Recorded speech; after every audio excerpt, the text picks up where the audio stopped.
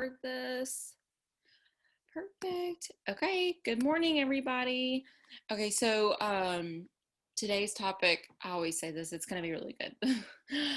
So this one's more about, let me actually see this title of this one. It says problems can advance you, and then the other one says if you fail, I know it does say if you fall, get back up. So we're gonna kind of talk about that topic. So this one for today, it says, ask my spirit to help you fix your gaze on me. Invite him to alert you whenever you get overly focused on problems so you can redirect your attention to me. This is hard to work because it is not only unnatural but also countercultural. Moreover, the evil one and his demons seek to distract you from my presence. All of these influences working together put massive pressure on you to pay attention to your problems, or else. So you need the assistance of my spirit. Continually ask him to help you deal with difficulties as needed while reserving the bulk of your attention for me, your constant companion. So I know that probably speaks to a lot of people, as we tend to seek a lot on our problems, whereas we don't pay attention necessarily to the blessings that we already have, which is like every single second of your life is a blessing. So that's one of them. And then this one says strength through faith. And it says, God is your ultimate helper. He is always there for you in both good times and bad. Then it asks you like a series of questions. And it says, what is your first inclination when you are faced with adversity? Do you turn to worldly remedies, or do you bring your troubles to God first? What challenges are you facing in your life right now? Have you given them to God, trusting that he hears you and knows what you need? Write about your challenges below and lay your cares before God. This is obviously a journal, so that's why it says write it down. But can y'all hear me? Okay, I just want to make sure. But what I personally do, I've already told y'all, like, I love to journal. And so whenever I do feel like I have like a bunch of problems, first, I have gratitude, so I write down things that I'm really, really grateful for, because that also helps me see the things that God has done for me and the things that God is continuing to do for me, even though my mind is so focused on the negative. So number one, that's a really great thing to do. And then I'll write out my frustrations and ask God to like completely heal me from those, or like take away the pain from those, or take away just the frustrations that I have for this current situation. So that's something that really is good. And then it says Psalm 121 too, and it says, my help comes from the Lord, the maker of heaven and earth. So with that one, keep that one in mind. I'm reading from like 4 different books because they all have the same topic, which is kind of funny because it doesn't always happen. So this one says, if you fall, get back up. And then it said, Austin O'Malley said, the fact that you have been knocked down is interesting, but the length of time you remain down is important. In life, you will have problems. Are you going to give up and stay down wallowing in your feet? Or are you going to get back on your feet as quickly as you can? When you fall, make the best of it and get back on your feet. Learn what you can from your mistake, and then get back in the game. View your errors the way Henry Ford did. He said this: failure is the opportunity to begin again more intelligently. So that one's good. This is the last one I'm reading from. Oh no, I just closed the book. Dang it. I just freaking closed it. It's fine. Oh, just give me a second. I know it's going to pop up. That's really sad.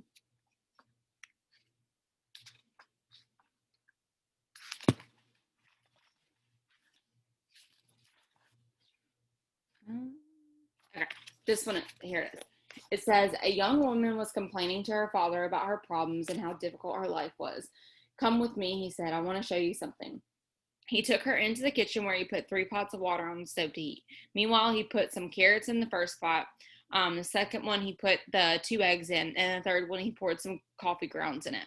After a few minutes, he strained the carrots into one bowl, peeled the eggs and put them in another bowl, and then in a cup, he poured the strained coffee. Then he placed them before his daughter. What's all this supposed to mean? She asked somewhat impatiently. Each of these items can teach us something about the way we handle adversity, he answered. The carrots started out hard, but the boiling water turned them into mushy. The eggs went into the water fragile, but came out hard and rubbery.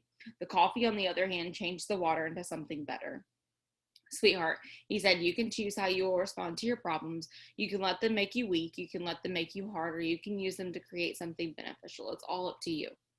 So, with that being said, I personally want to ask you, number one, in the past 7 days, have you seen a problem? And if you've seen the problem, have you went out and let it affect you more than like 20 minutes? I heard something yesterday. I think it was on a podcast that I was listening to, which I've actually been listening to a new one. So I'll send it to y'all in here because it's super good. But she was saying, after 20 minutes, you have the right to feel your emotion. Like the 20 minutes, that's what gives your mind enough time to process. Like that's like the scientific thing with it. After 20 minutes, if you're sitting in it, you're just been like you're crushing yourself through that. Like you are putting yourself through that. It's not anything else. After 20 minutes, you don't necessarily have to feel the feelings that you're feeling. And obviously with something tragic and things like that happen, this is a little bit different, but I'm talking about for things that everyday life or things that you consider just so terrible, but if someone else got your problem, they'd be like, this is actually a blessing compared to what I've been dealing with. And so that's the first question I want to ask you is like, when's the last time you had a problem?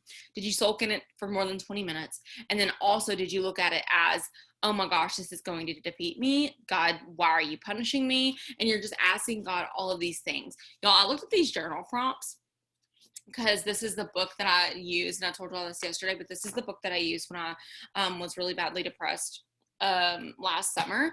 The journal prompts I have in here are literally all like, God, why are you doing this to me? God, what are you doing to me? God, can you get me out of this? Why are you hurting me? God, why are you like sitting here? Why won't you get me out of this depression? Like it sucks, blah, blah, blah, blah. And it was just like pounding. And obviously I was angry during that time. So like, I don't necessarily think it was bad for me to say that because that's how I felt.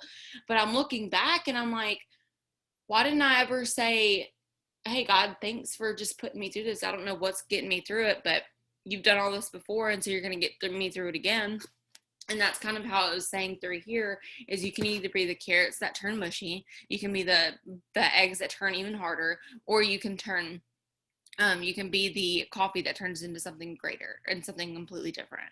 And so I just want to ask you today, if whatever problems you're facing today or whatever problems you faced yesterday or a week before, or that you're going to have problems coming up, maybe it's taxes, maybe it's something super serious like a loved one that you're going to have to see, or whatever it might be, ask yourself how you're facing that problem. And if you face that problem in a more way that you're saying, okay, God, I don't know what it is that you're doing, but I know that you're going to get me through this.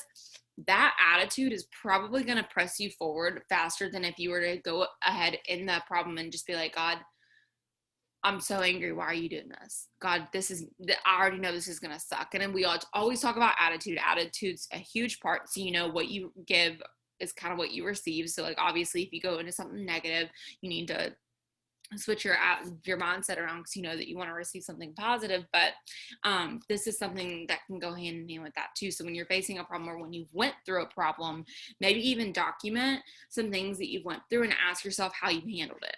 And so for this one, it actually asked you, and I told y'all to do this not too long ago, and so this kind of is going to be on repeat.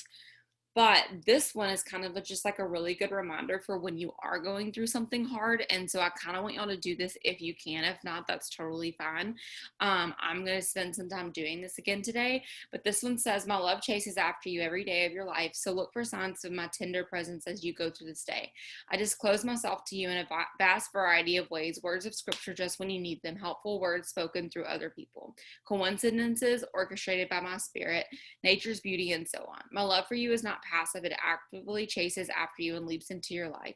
Invite me to open the eyes of your heart so you can see me blessing you in my myriad ways, both small and great. I want you not to only receive my bountiful blessings, but to take careful note of them. Treasure them and ponder them in your heart. Thank me for these ways as I show up in your life. Write some of them down so you can enjoy them again and again. These signs of my presence strengthen you and prepare you for the difficulties on the road ahead. Remember that nothing in all creation can separate you from my love. So it was saying to write down some of the things that you can enjoy that that God's put you through and that he's gotten you through, or maybe some of the blessings. And I told y'all, I think it was last week when I was like, the past 7 days, write down some things that God has done something good in your life. And so I've had to put that into perspective because I haven't really been in the best headspace and didn't have to do anything with the business. Just kind of is just where I'm at in life. I don't understand why. kind of frustrates me as to why my mind goes in these ways.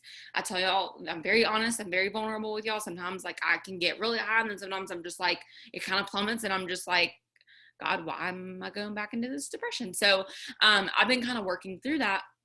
And I know I'll get through it. I'm not necessarily worried about getting through it. But while I'm in it, it's really great to see the things that God has done for me during the past times, or even during the really great times, those really amazing times where God was working in my life when I didn't necessarily deserve it. I look back at those and I'm like, wow, okay, so he did this while I was doing this, and he's still blessing me. So I know that he'll get me through this. So maybe document some things today, and this might help you, especially if maybe you're facing depression, or you're going through a family issue or a financial issue, or maybe you're looking to promote and you just don't understand where your team's at, or you don't understand why people are leaving you and your team, or there's so many different scenarios in and outside of this business that you can take on with that. But that's something that I challenge you to do today. And honestly, if you want, you can give me your feedback. I'm going to do that, and just think of even the past 7 days, which it's kind of hard to think that way because you're like, well, what did I even eat 7 days ago? Because I actually do not know. So if you can't think of it, don't put pressure on yourself, but maybe just think of overall of your life in general, of things that have happened, like the time that you promoted and you were so excited. Go back to that time in your mind and think, oh my gosh, I can be that joyful again. Just little things like that. Or when someone when someone sent you $5 to go get a coffee in Venmo, that probably made your day. I don't know if you've had that happen. I have. And so that was just something that just uplifted me. And I was like, how nice of this person. So maybe go do that for someone so it makes you feel good. So I don't know. I just feel like that's a really good reminder to tell you that the road ahead of like the difficulties that you're going through, it can make you or break you, and don't be that person where it breaks you. I've met people who have went through a lot of things in life, and I would never trade my life for theirs because they have been through a lot, but they're so depressing. They're so negative. And then I meet some people who have really gone through hell and back, and they're like, yeah, but God is good. And I'm like, the fact that you're still saying this, like my stepmom, for instance, she got pregnant at 13. Her mom and all of her sisters are drug addicts. The moms, or the parent of the kids, or the dad of the kids, was abusive. They got married, they got divorced. Her second husband was abusive, and then the first husband committed suicide. And then her sister, her mom died, and then on top of that, like everybody around her just seems like they just pass away. Like, y'all, I could go on for days and days, like the crap that she's been through, the amount of humbleness that she says, God's still good, God's got an answer, God's a blessing. And I'm like, that is just like, that is ultimate, like giving the answers and the pressure and everything to God. That is just incredible. So I love seeing people like that because it gives you hope. And so maybe someone needs to see you be that so you can give them hope. Because I know when I look at people's situations like that, like I actually heard a story, and it's actually has to do with her.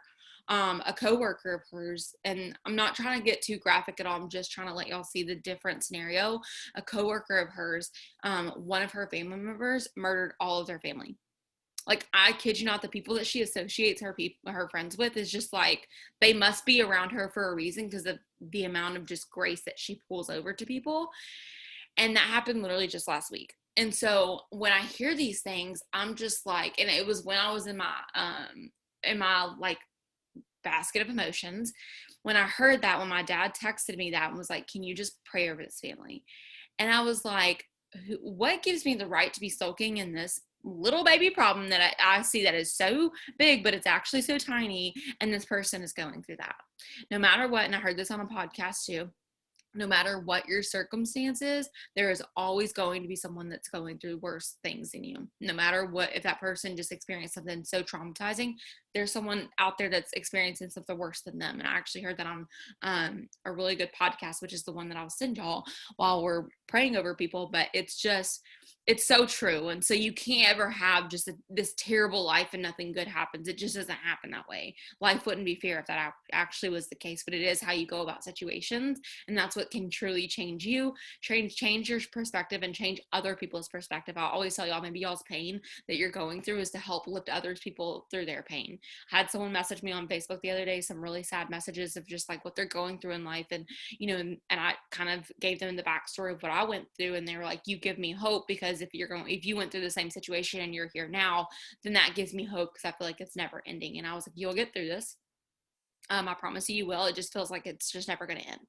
And so I just know that my story is to help other people. So y'all's story, y'all are just as valuable as anybody else. You're just as valuable as me. You're just as valuable as Morgan, like anybody else. So don't ever count yourself out through those things. So I just want to tell you that you add value, and that don't think that every single situation you go through is just against you. It's not. It's always there to grow you and help you in some way, shape, or form. So just ask yourself how you can grow through that thing and grow through that story. And yeah, that, Emily, I know part of your story. I didn't know it until we drove home, and I was just absolutely amazed. So you're one of the people that I'm absolutely amazed about. So I just hope that helps. I really hope that gives perspective on some things. I know I always need to gain perspective through those, because I sometimes have such an ungrateful heart, and I'm like, why am I like that? Why am I like that? Why am I so ungrateful, or why am I so negative minded, or why am I doing this? And I could blame it on how my mom is, because my mom's the same way, but honestly, I can control my emotions. And so I'm just going to blame it on myself and say that I can fix it today, which is great, because the ball is in my court. I talked to Morgan the other day, and I was just kind of telling her some things that I was going through. And she was like, the good news is the ball is in your court, and you can change how you feel. And I was like, mic drop. I was like, I didn't even think of it that way, but that's like the good news, is that you can change it. So it's not like some devastating news like, oh, sorry, you can't fix it. You can.